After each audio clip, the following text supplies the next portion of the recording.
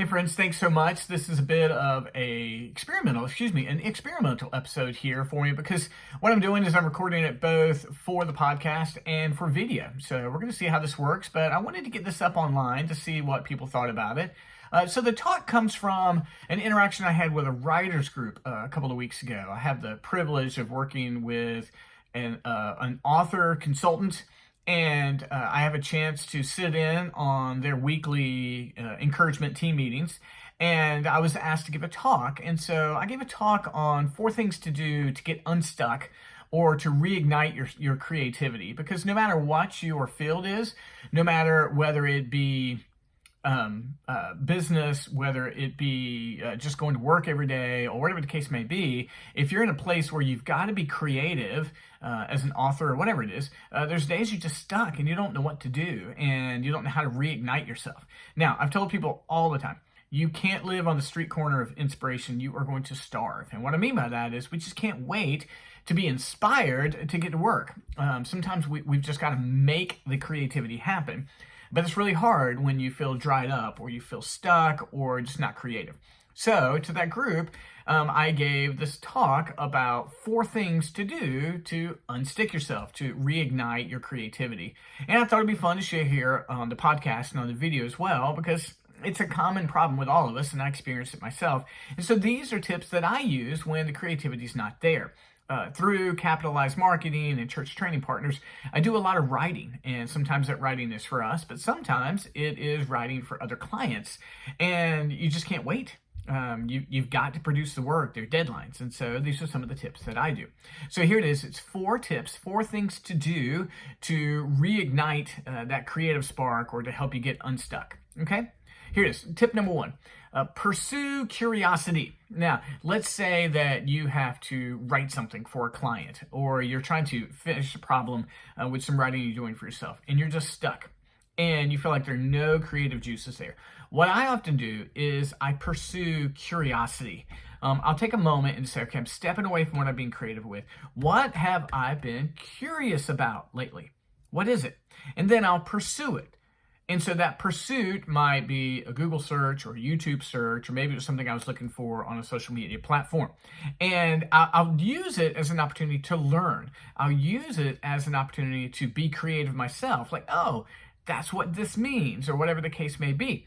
So for example, I was doing some writing for some authors, and we were talking about creativity, and I was having a hard time being creative, talking about creativity. And I remembered a band in the 80s that was really, really creative about the way they did their shows. They're very theatrical. So what I did is I went on YouTube and typed in that band and the year they were popular and live, and guess what? Their shows were online. So I watched a song or two and looked at their creativity online, and it totally got me inspired. And so I used that artist creativity. I was curious about it, and it reignited my own. It didn't necessarily give me an idea, but when I got back to the printed word, all of a sudden I could start writing again. Now, let me give you a word of caution here. You can go down an internet wormhole very, very quickly. You can get lost and spend an hour or two just pursuing things online, and it could be a waste of time. If the hour or two nets you a solution to your problem and you've got that much time, that's great. But don't get lost in the curiosity itself.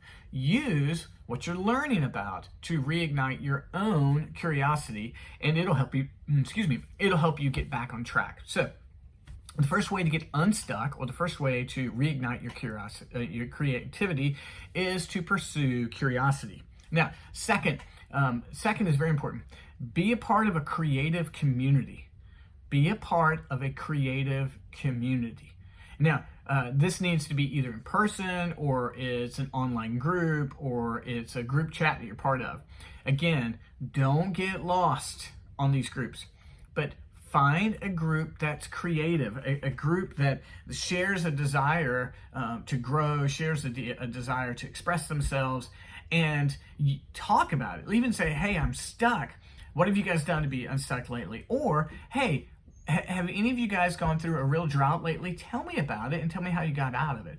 Or, hey, did someone create something today? I'd really like to hear from you. What did you create today? Show me what you created today. And it will get your juices flowing. It'll help you get unstuck. You're part of that group. You might be able to help someone when they're in that situation. It's very important to find a creative community. Like, for example, we just recently started a private Facebook group called Capitalize Your Best. And it's for people who want to start businesses, because it's very easy to get dragged down and discouraged when you're starting your business. And that group, one of its purposes is going to serve to help people when they're just discouraged and they're stuck, like, hey, you can get out of it. So if you want to be a part of it, just look for Capitalize Your Best closed group. You got to ask to be a part of it, but neither here nor there. That creative community is intended to help me and to help others. So when you're stuck, pursue creative community. Okay? All right. Number 1 was pursue curiosity. 2 was be a part of a creative community. And then number three is, this one's a little different, but serve others. Serve others.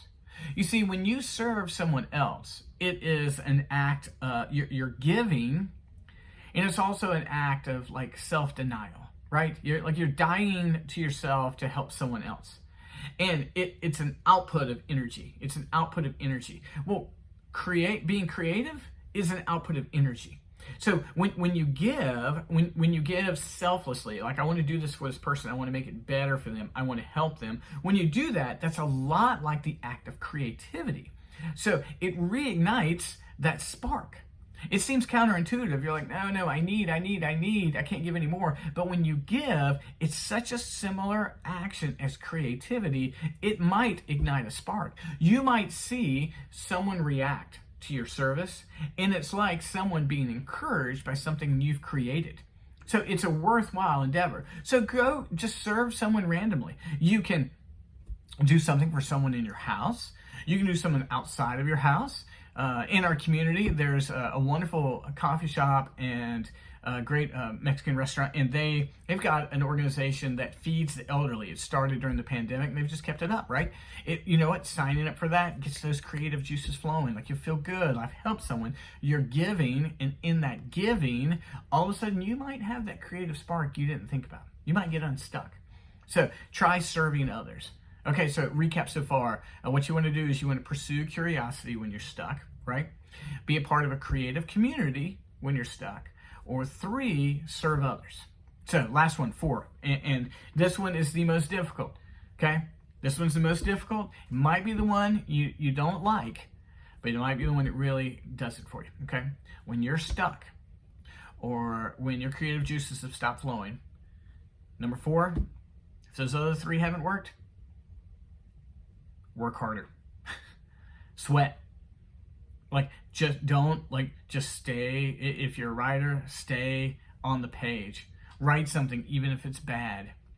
If you're a graphic designer, keep creating. Whatever the case may be, just put in the work. We can't live on the street corner of inspiration. This is what I told that group. If you want to live on the street corner of inspiration, meaning you want to wait till you're inspired to produce work, okay. If that's the way you want to go, you have to be satisfied with the result and the impact. Let me say that again. If you're only going to work when you're inspired, then you must be okay with the result and the impact. You're happy with the pace, and you're happy with the results you're getting and the impact you're making in people's lives. Otherwise, you're going to have to work. You're going to have to put in the work necessary for this to go well. So sometimes you just got to push through. You might say, I don't do my best work like that. Well, if you're stuck, you're stuck. You can go back and edit it sometimes later, but sometimes you just have got to work harder to produce it.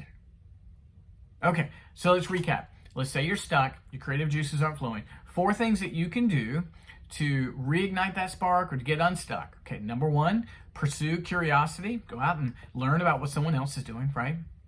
2, become part of a creative community. Text group, Facebook group, personal group, whatever the case may be. 3, serve others, do something for others, be inspired by what you see. And 4, sometimes you just got to work harder.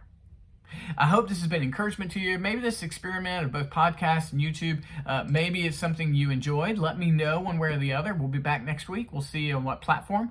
And I've enjoyed it a ton. If you've liked this, please be sure to screenshot it, share it with others, leave a review, whatever the case may be. And I appreciate you tuning in. We'll talk to you next week. Thanks so much.